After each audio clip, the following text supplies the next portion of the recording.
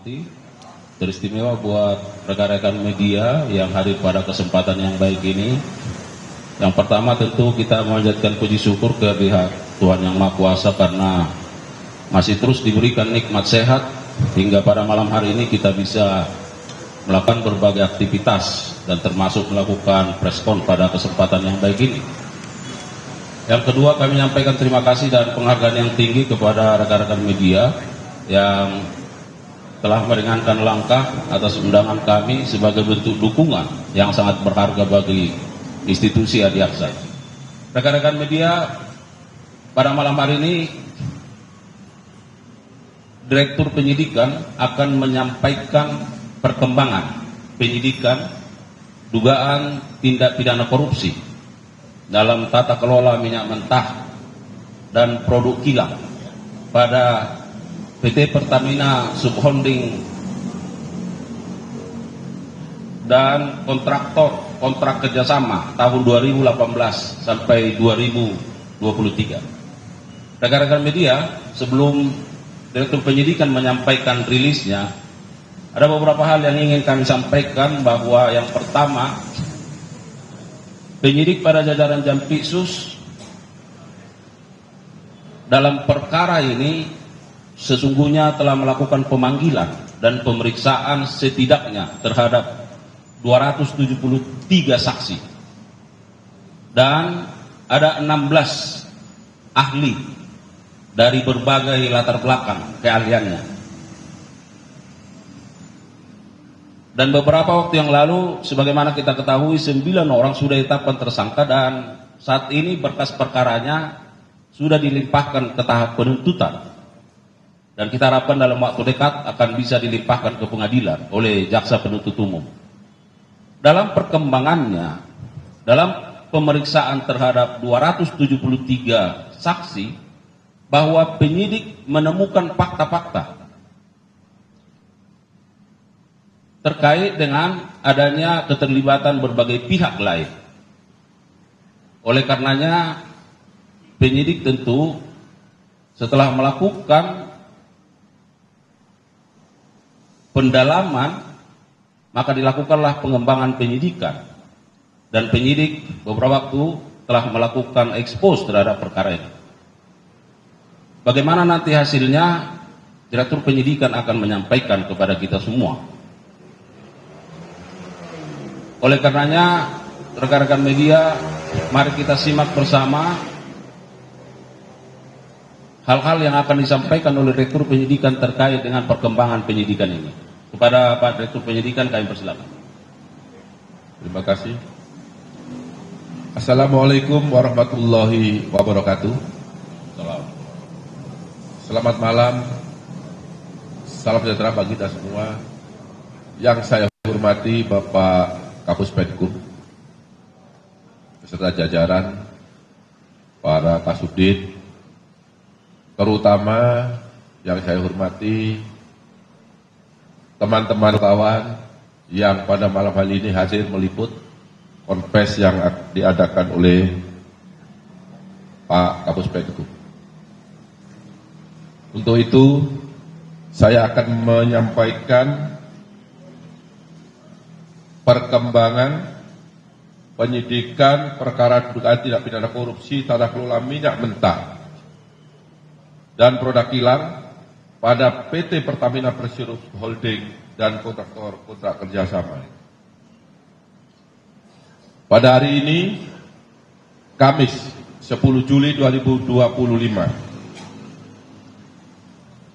disampaikan perkembangan penanganan perkara dimaksud, yaitu perkara dugaan tindak pidana korupsi dalam tata kelola minyak mentah dan produk kilang pada PT Pertamina Persero Subholding dan kontraktor kontrak kerjasama tahun 2018 sampai dengan tahun 2023. Dari hasil penyidikan yang dilakukan secara maraton dengan jumlah saksi sebagaimana yang telah disampaikan oleh Pak Kapus Penkum, tim penyidik menyimpulkan telah diperoleh alat bukti yang cukup untuk menetapkan sebanyak 9 tersangka.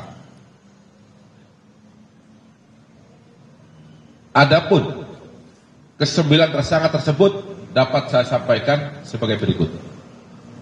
Yang pertama, tersangka AN selaku Vice President Suplai dan Distribusi Kantor Pusat PT Pertamina tahun 2011 sampai dengan tahun 2015. Yang kedua, tersangka HB selaku Direktur Pemasaran dan Niaga PT Pertamina pada tahun 2014. Yang ketiga, tersangka TN selaku VP Integrated Supply Chain tahun 2017 sampai dengan tahun 2018. Kemudian tersangka DS selaku VP Crude and Product Trading ISC Kantor Pusat PT Pertamina Persero yang menjabat sejak tahun 2019 sampai dengan 2020. Yang kelima, tersangka AS selaku Direktur Gas Petrochemical and New Business PT Pertamina International Shipping.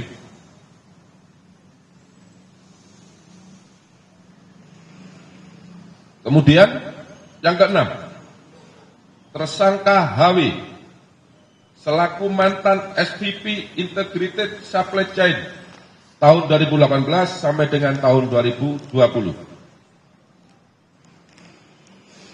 Kemudian yang ketujuh, tersangka MH selaku Business Development Manager PT Trafigura yang menjabat tahun 2019 sampai dengan tahun 2021. Kedelapan, tersangka IP selaku Business Development Manager PT Mahameru Kencana Abadi. Kesembilan, tersangka MRC selaku Beneficial Owner PT Tangki Merak dan PT Orbit Terminal Merak. Untuk para pejabat di PT Pertamina, sebagaimana yang saya sebutkan tadi, karena yang bersangkutan beberapa kali menjabat di tempat yang berbeda, maka tidak saya sebutkan jabatannya satu persatu. Bahwa masing-masing tersangka tersebut telah melakukan berbagai penyimpangan yang merupakan perbuatan melawan hukum dan tata kelola minyak yang mengakibatkan kerugian negara maupun kerugian perekonomian negara. Adapun penyimpangan tersebut dapat disampaikan sebagai berikut. Yang pertama, penyimpangan dalam perencanaan dan pengadaan ekspor minyak mentah. 2. Penyimpangan dalam perencanaan dan pengadaan impor minyak mentah. 3. Penyimpangan dalam perencanaan dan pengadaan impor BBM. 4. Penyimpangan dalam pengadaan sewa kapal. 5. Penyimpangan dalam pengadaan sewa terminal BBM PT OTM. 6. Penyimpangan dalam proses pemberian kompensasi produk pertalit. Ketujuh, penyimpangan dalam penjualan solar non-subsidi kepada pihak swasta dan pihak BUMN yang dijual dengan harga di bawah harga dasar. Adapun peran masing-masing tersangka dalam melakukan perbuatan melawan hukum yang mengakibatkan kerugian keuangan negara dan kerugian perekonomian negara dapat disampaikan sebagai berikut.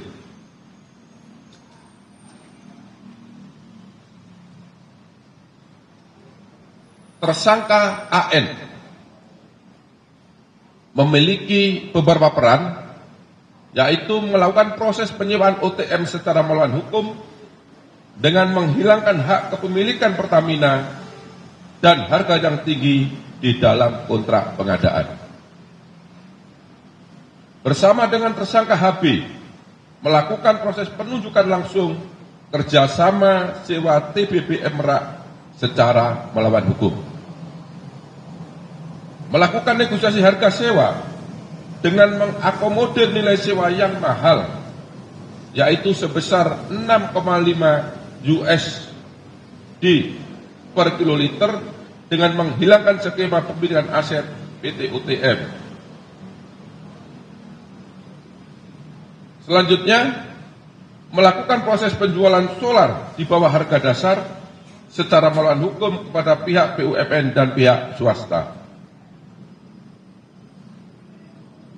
Dan yang terakhir, yang bersangkutan berperan dalam penyusunan formula kompensasi yang tinggi untuk produk Pertalite secara melawan hukum. Tersangka HB bersama dengan tersangka AN mengakomodir penawaran dan melakukan proses penunjukan langsung kerjasama TBB Merak secara melawan hukum yang seharusnya dilakukan dengan cara pelelangan.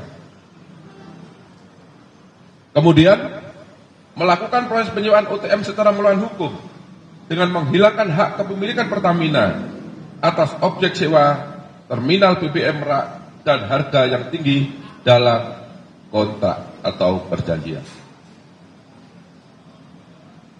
3. Tersangka TN melakukan dan menyetujui pengadaan impor minyak mentah dengan mengundang demut atau supplier yang tidak memenuhi syarat sebagai peserta lelang, karena yang bersangkutan dikenakan sanksi karena tidak mengembalikan kelebihan bayar.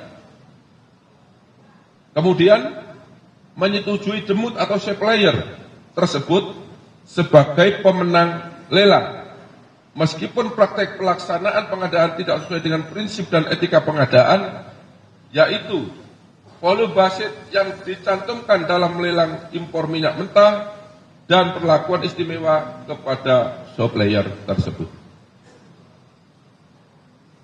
Untuk tersangka DS bersama dengan tersangka SDS dan tersangka JF melakukan ekspor penjualan minyak mentah bagian negara dan anak perusahaan hulu minyak Pertamina tahun 2021 dengan alasan terjadi ekses terhadap MMKBN dan anak perusahaan hulu Pertamina tersebut, padahal yang seharusnya minyak mentah tersebut masih dapat diserap oleh kilang dan tidak ekses, yang harusnya dipergunakan untuk memenuhi kebutuhan minyak mentah dalam negeri.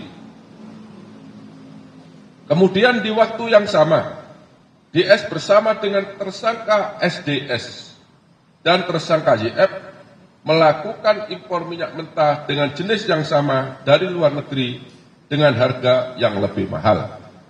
Maksudnya minyak mentah yang kualitas sama dengan harga minyak mentah di dalam negeri, tetapi harga impor ini, minyak mentah yang diimpor dengan kualitas yang sama ini harganya lebih tinggi. Untuk tersangka AS bersama-sama dengan tersangka SDS dan tersangka DW bersepakat menambah dan menaikkan nilai sewa kapal sebesar 13% dari nilai sewa kapal Olimpik Luna dari Afrika ke Indonesia, dengan maksud agar harga pengadaan sewa kapal bisa di-up menjadi 5 juta US dollar Amerika, yang seharusnya berdasarkan harga publikasi atau harga HPS hanya sebesar 3.765.712 US dollar Amerika. Selanjutnya AS bersama-sama dengan tersangka DW dan tersangka AP mengkoordinasikan agar kapal Suezmax milik PT Jenggala Maritim Nusantara dimenangkan dalam proses pengadaan tender time charter di PT Pertamina International Shipping dengan cara mencantumkan syarat yang hanya bisa dipenuhi oleh kapal Suezmax milik PT Jenggala Maritim Nusantara. Kemudian tersangka HW melakukan kesepakatan dengan tersangka MH dan tersangka EC untuk melakukan penunjukan langsung kepada Trafigura Asia Trading sebagai penyedia dalam pengadaan produk gasolin untuk kebutuhan semester pertama tahun 2021. Padahal seharusnya pengadaan tersebut dilakukan melalui proses lelang khusus, di mana semua mitra atau demut diundang untuk mengikuti tender atau lelang. Tetapi dalam kenyataannya, Trafigura Asia Trading tidak terdaftar sebagai mitra atau demut Pertamina yang seharusnya tidak dapat mengikuti pengadaan atau lelang. Kemudian HW menyetujui dan menandatangani kontrak penjualan solar kepada pihak swasta yang diketahui bahwa harga dalam kontrak tersebut di bawah harga dasar. Yang ketujuh, tersangka MH bersama-sama dengan tersangka HW dan EC bersepakat memenangkan kepada Trafigura Asia Trading dengan penunjukan langsung secara melawan hukum dalam pengadaan produk gasolin untuk semester pertama tahun 2021, yang mana diketahui bahwa Trafigura Asia Trading tidak terdaftar sebagai mitra atau demut di PT Pertamina Patraniaga yang seharusnya tidak dapat mengikuti atau tidak dapat diikut sertakan sebagai peserta lelang atau pengadaan. Kedelapan, tersangka IP bersama-sama dengan tersangka AP dengan sepengetahuan tersangka AS melakukan pengangkutan minyak mentah S-Krafos secara koloding menggunakan kapal Olympic Luna dari Afrika ke Indonesia, sehingga pengadaan bisa dilakukan secara penunjukan langsung dan juga mengondisikan harga penawaran agar sesuai dengan markup harga yang sudah disepakati bersama antara tersangka AS, tersangka SDS, dan tersangka DW. Sehingga dari selisih harga tersebut mengakibatkan kemahalan harga sebesar 15 aplikasi atau nilai HPS, dan tersangka DW mendapatkan keuntungan sebesar 3% dari nilai selisih tersebut. Kemudian yang terakhir, tersangka MRC melakukan perbuatan secara bersama-sama dengan tersangka HB, tersangka AN, dan tersangka GRJ secara melawan hukum untuk terminal BBM Tangki Merak dengan melakukan intervensi kebijakan tata kelola PT Pertamina berupa memasukkan rencana kerjasama penyewaan terminal BBM Merak yang pada saat itu PT Pertamina belum memerlukan tambahan penyimpanan stok BBM. Kemudian menghilangkan skema kepemilikan aset terminal BBM Merak dalam kontrak kerjasama serta menetapkan harga kontrak yang sangat tinggi. Para teman-teman wartawan yang saya hormati, ini tadi sebagian perbuatan material yang dilakukan oleh para tersangka, tetapi belum saya seluruhnya kita sampaikan di sini karena sangat banyaknya perbuatan-perbuatan yang dilakukan oleh para tersangka tersebut. perbuatan para tersangka sebagaimana tersebut di atas bertentangan dengan 1. Undang-Undang Nomor 22 Tahun 2001 tentang minyak dan gas bumi. Yang kedua, Undang-Undang Nomor 30 Tahun 2007 tentang energi. Keempat, Undang-Undang Nomor 40 Tahun 2007 tentang persiaran terbatas. Kelima, Peraturan Pemerintah Nomor 36 Tahun 2004 sebagaimana diubah dengan Peraturan Pemerintah Nomor 30 Tahun 2009 tentang kegiatan usaha hilir minyak dan gas bumi.